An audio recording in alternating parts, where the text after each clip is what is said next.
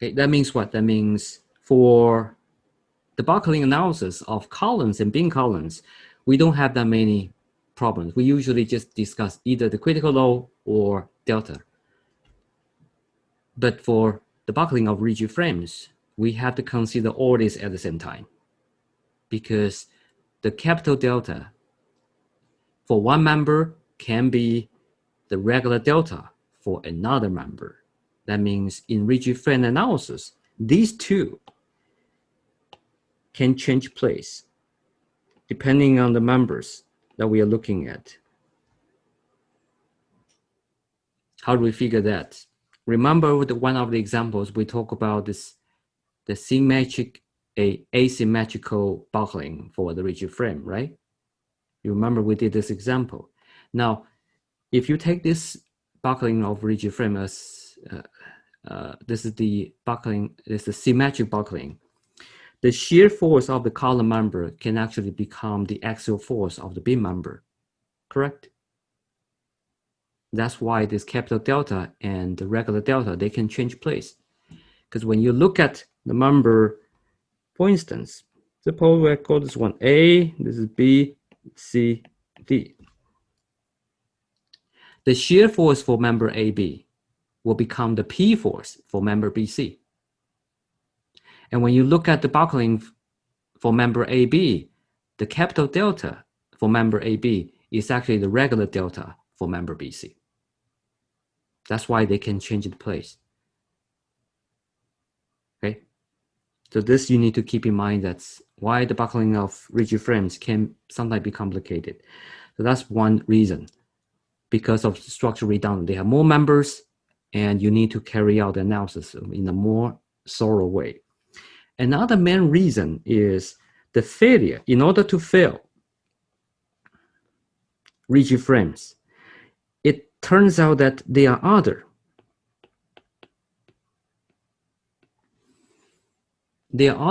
failure modes. And these failure modes may not be due to buckling. They could be due to yielding. In other words, when we consider the buckling of a rigid frame,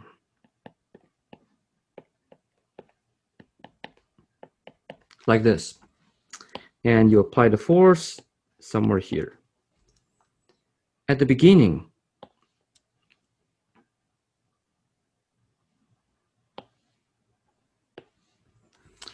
the stress level in members AB.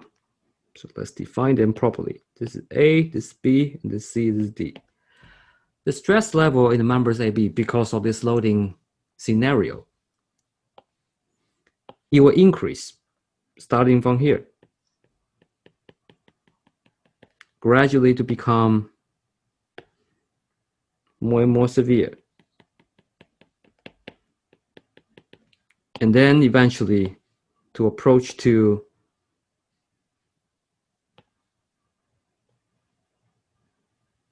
the critical load. The loading level will gradually increase, right? At the same time, that other members may also feel the loading due to the application of this axial force. That means the stress level in other members can also proportionally increase.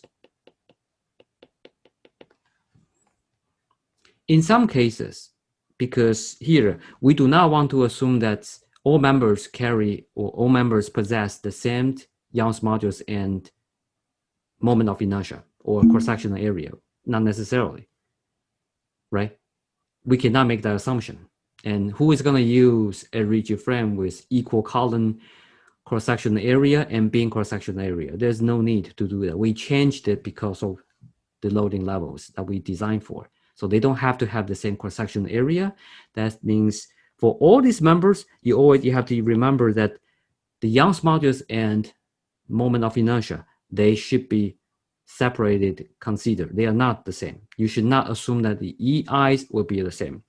So for the beam members, we usually record an EI for the beam. And for columns, you record an EI for the column. Denote it like this.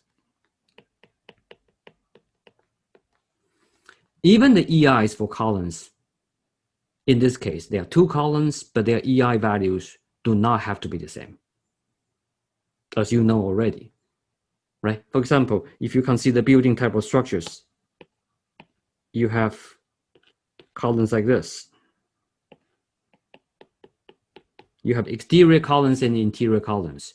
Of course, your interior columns will carry greater values for the EI compared to the exterior columns. That's why even they are columns, that doesn't mean that they're going to have the same EI values. So come back to here.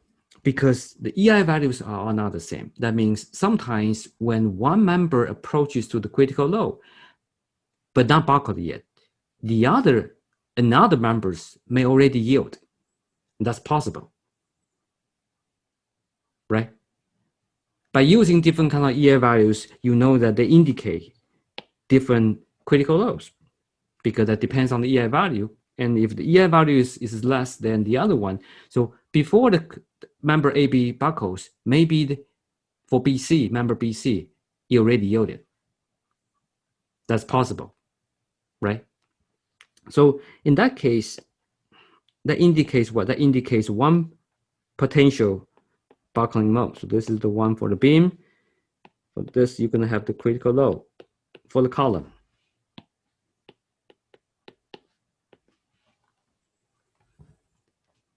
So one possible failure mechanism is the combination of buckling and yielding. Now, this is actually what happens in reality. But the analysis is not going to be that simple because that means we have to consider so many possible combinations. Sometimes you consider one is elastic, the other is plastic, and then you have to switch them and do the back and forth. This kind of analysis is very, very tedious. Instead, from the mechanical series, we learned that we may not be able to determine what is the final values, but by using the mechanical series, we can actually determine the lower bounds and the upper bound values. And that's how we're going to use it in finding the critical load for rigid frames. Because for considering different kind of failure modes, we use another approach, and that approach is what we call plastic analysis, which we'll talk about in this class. I will show you how we can use plastic analysis in finding the final failure load for this one. Now, you know that because rigid frames can fail in different modes, not necessarily buckling. It could be yielding, could be buckling, or the combination of both. So we said that the true values is what we call the failure load, and we call it PF.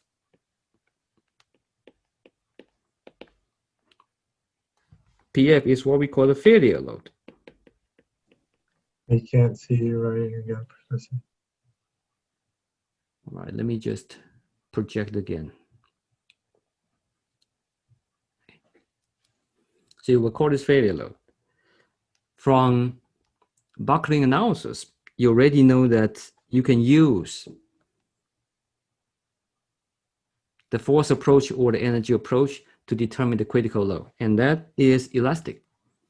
So that will give you PCR, but remember, this is elastic.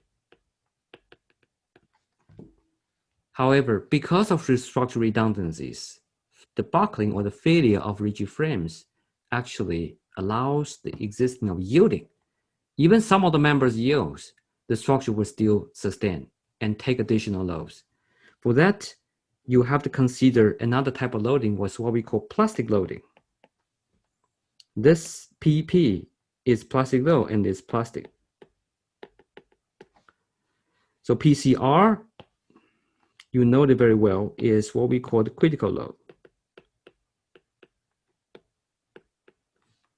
PP is called plastic load.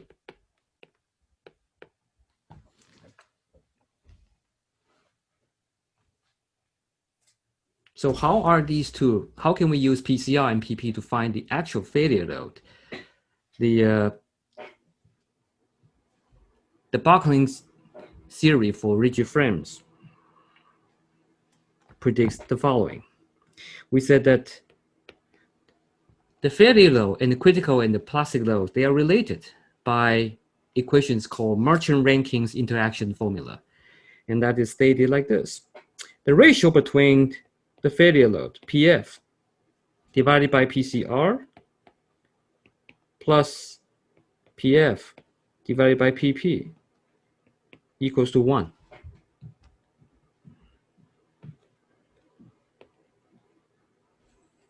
And this is we call merchant ranking interaction equation.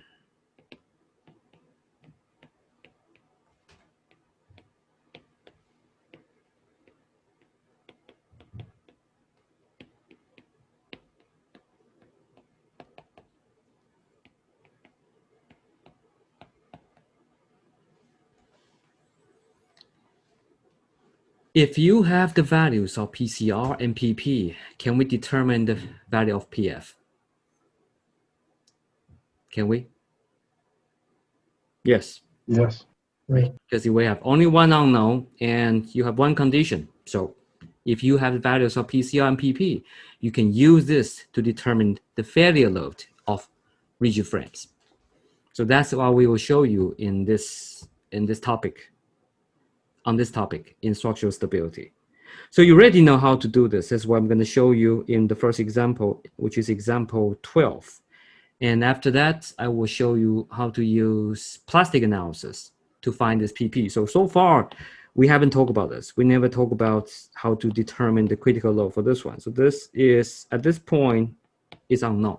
But you should know how to do this. And that's example 12. So we're going to start with this one. But after showing you how to calculate PP, you will use this equation here to find out what is the failure load. And of course, this equation suggests the following mathematical relationship, which is like this. The ratio PF over PCR and PF over PP will follow this kind of relationship. From here's 1 and here's 1. So what does that mean? That means when you start applying the loadings, the load path could be anyway. It could start from here and go like this and go like this and increase here to this point. Or you could go from here to here to here to here and here to here. Or you could go many possible ways. As long as you hit this slope, and that's what we call the failure surface. This is failure.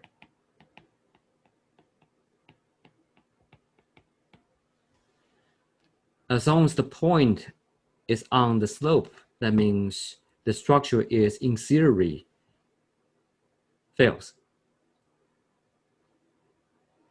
And from the theory, it predicts separate the region of the safe region and the unsafe region. When it's outside this triangle, it's considered the failure status, which is unsafe. All right, and